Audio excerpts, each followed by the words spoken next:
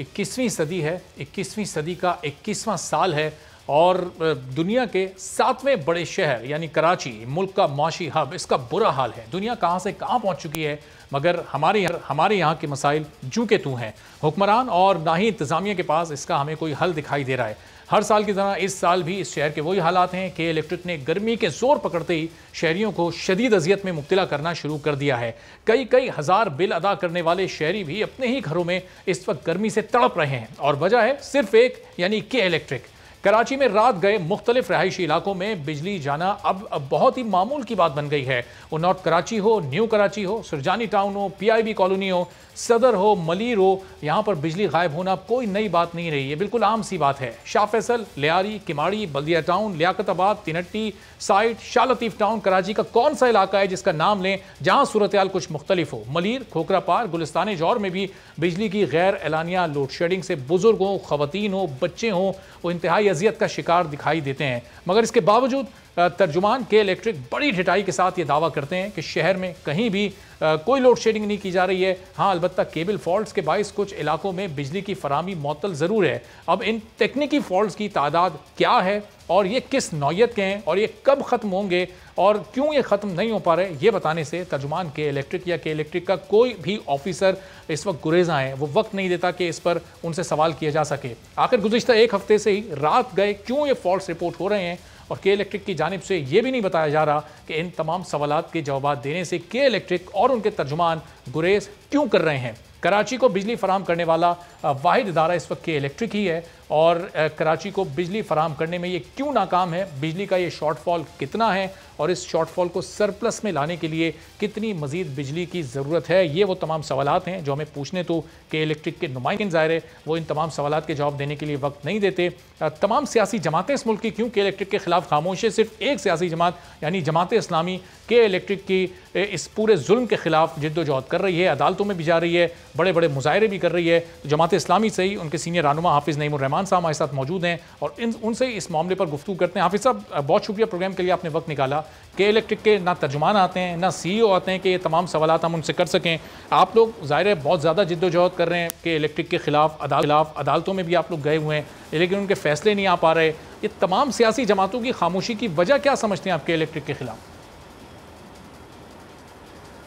हाँ, देखें, ये तो बड़ा एक अब लंबी कहानी होती जा रही है। 16 साल हो गए हैं कि इलेक्ट्रिक को, जो हमारा KESC था वो प्राइवेटाइज़ हुआ था और पहले अलजुमाया ग्रुप, फिर उसके बाद उसके साथ मिलकर कैस पावर, फिर अदराज ग्रुप और फिर अफसोसनाक बात यह है कि एक कैमन आइलैंड में जाकर इसको रजिस्टर करा दिया ताकि बहुत सारे टैक्सों से भी इनको निजात मिले। और अब सूरत हाल ये है कि ख़ुद कोर्ट बाज़-औक़ात ये सवाल उठाता है कि भाई असल मालिक कौन है, कोई इसराइली है, कोई इंडियन है, कोई सेऊनी है। तो ये एक बहुत बड़ा अलमिया है जो हमारी हुकूमत के लिए भी है और लॉ इन्फोर्सिंग एजेंसीज़ और सिक्योरिटी इदारों के लिए भी है कि जिसके असल मालिक का ना पता हो, वो कंपनी स्ट्रेटेजिक पोजीशन पर रहते हुए पूरे शहर के 3 करोड़ लोगों की किस्मत का फ़ैसला करती है। ओवर बिलिंग करते हैं, पैसे लूटते हैं, लेकिन कोई फैसिलिटी फ़राहम नहीं करते। जमात इस्लामी इसलिए मैदान में मौजूद है कि जमात इस्लामी का के इलेक्ट्रिक से कोई हिसाब किताब नहीं है।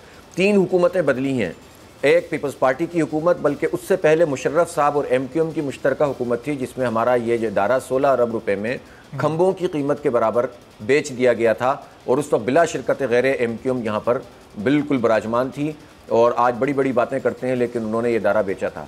हमसे कहा गया कि KESC की परफॉर्मेंस ख़राब है, प्राइवेटाइज़ होगी तो ख़ुद इन्हिसारी हो जाएगी, जो नेशनल ग्रिड से हमें बिजली मिलती है उसकी ज़रूरत नहीं पड़ेगी और मुआहदा तय पाया कि भाई जनाब बिजली भी पूरी हो जाएगी और हम जो है वो सब्सिडी भी हमारी कम हो जाएगी। उस वक्त 1.5 अरब रुपए हुकूमत सब्सिडी देती थी, अब 95 अरब रुपए देती है। सिर्फ 16 साल में 11% इन्होंने इजाफा किया है किसमें कि बिजली की पैदावारी यूनिट्स में, जबकि आबादी आप सोचें कि 16 साल में कहाँ से कहाँ पहुँच गई है। और सूरत हाल ये है कि यहाँ पर पहले जो सारिफीन थे उस वक्त 18 लाख थे, अब 29.5 लाख सारिफीन हैं और 70-80% जो सारिफीन हैं उनके इलाकों में लोड शेडिंग होती है एलानिया, 3 घंटे, 6 घंटे, 7.5 घंटे। ये तकरीबन समझ लें कि 23-24 लाख सारिफीन के इलाकों में लोड शेडिंग होती है।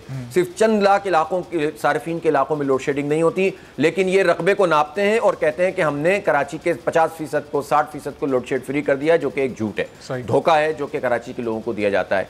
अब उसके बाद जब गर्मी बढ़ती है और ह्यूमिडिटी बढ़ती है और बारिश का पहला कतरा गिरता है तो इनका सिस्टम फेल हो जाता है। इन्होंने सिस्टम में इन्वेस्टमेंट नहीं की, इन्होंने जो है डिस्ट्रीब्यूशन में इन्वेस्टमेंट नहीं की, इन्होंने जनरेशन में इन्वेस्टमेंट नहीं की, लेकिन हुकूमतों ने पहले मुशर्रफ साहब की, फिर पीपल्स पार्टी की, फिर नून लीग की और अब पीटीआई की, ये सारी हुकूमतें इनको सारी सहूलतें फराहम करती है।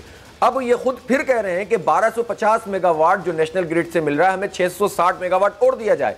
भाई जब सारा ही नेशनल ग्रिड से आपको लेना है तो आप प्राइवेट कंपनी के तौर पर क्यों काम कर रहे हैं? आप यहां से दफा हो जाएं और हमें जो है वो सरकारी तहवील में लेकर स्टेक होल्डर प्रोफेशनल कमेटी बना दी जाए। अरबों रुपए मुनाफा कमा रहे हैं, हम ये इन्वेस्टमेंट नहीं कर रहे, तो फिर ये अरबों रुपए का मुनाफा कहाँ जा रहा है? और अब जाहिर है आपकी गुफ्तगू से लग रहा है कि आप भी इसमें जिद्दोजहद करते करते बिजली के एक्सपर्ट ही बन गए हैं। कराची को इस वक्त पूरे शहर को कितनी बिजली की जरूरत है और के इलेक्ट्रिक के पास कितनी कैपेसिटी है, कितनी सलाहियत है बिजली पैदा करने की?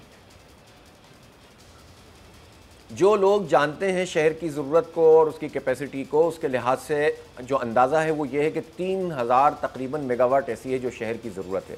अब मैं आपको बताता हूँ कि जो शो करते हैं ये, वो तो 2100 मेगावाट की तो प्लांट इनके पास मौजूद हैं, IPPs को साथ मिला लें। फिर उसके बाद 650 थी, फिर 800 ही, और अब 1250 मेगावाट नेशनल ग्रिड से मिल रही है।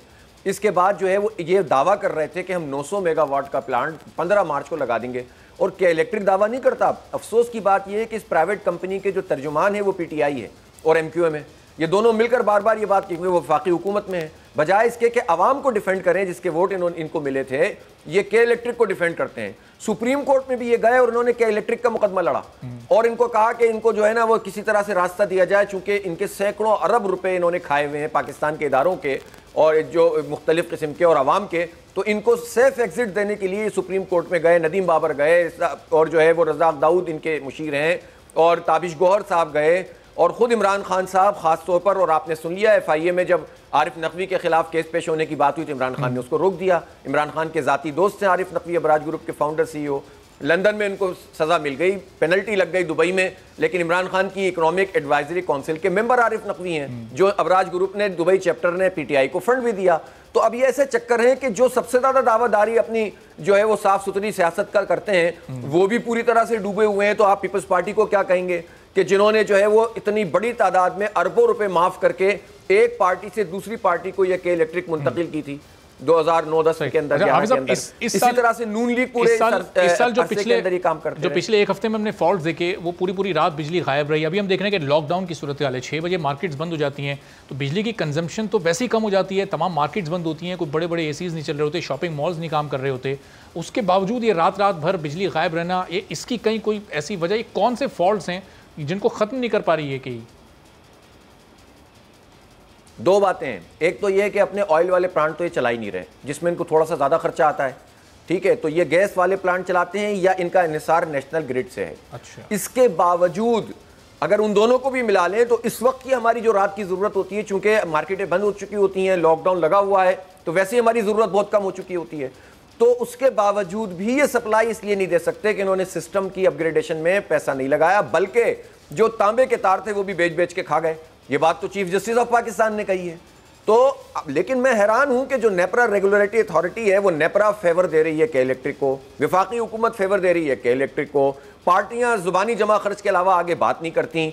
इसलिए कराची के शहरियों के ऊपर अब यह सवाल है कि वो ऐसी पार्टियों को मुंतखब क्यों करते हैं, वोट क्यों देते हैं, उनके खिलाफ खड़े क्यों नहीं होते और जेन्युइन लीडरशिप को सामने क्यों नहीं लाते कि जो बिजली का मसला हो तो इन सारी पार्टियां हमारे चोरों को सपोर्ट कर रही हों, सड़कें ये लोग नहीं बना सकें, कराची ट्रांसफॉर्मेशन प्लान बना हुआ है, तीनों पार्टियां इसमें शामिल हैं। देखें पीपल्स पार्टी और PTI का तो जबरदस्त इत्तेहाद है पिछले कई अरसे से, ये सामने कुछ भी कहते रहें, बल्दियाती इंतखाब ना कराने पर इत्तेहाद है, मरदमशुमारी पर पीपल्स पार्टी एतराज़ ज़रूर करती है, जेन्युइनली आवाज़ नहीं उठाती। इसी तरह से के इलेक्ट्रिक के मसले के ऊपर एक हद से ज़्यादा कोई भी नहीं जाता। इसलिए हम ये समझते हैं कि ये जो के इलेक्ट्रिक जो कुछ कर रही है वो खुद एक कंपनी कुछ नहीं कर सकती जब तक उसको माफियाज की सपोर्ट ना हो, जब तक उसको हुकूमतों की सपोर्ट ना हो। हमने ये मुतालबा किया कि इनका लाइसेंस कैंसिल करो, जो अपने मुआहदे को पूरा नहीं करे उसका तो लाइसेंस कैंसिल होना चाहिए, लेकिन विफाकी हुकूमत इसकी लाइसेंस कैंसिल करने के हक में नहीं है। सब्सक्राइब करें और बेल दबाएं ताकि कोई खबर रह न जाए।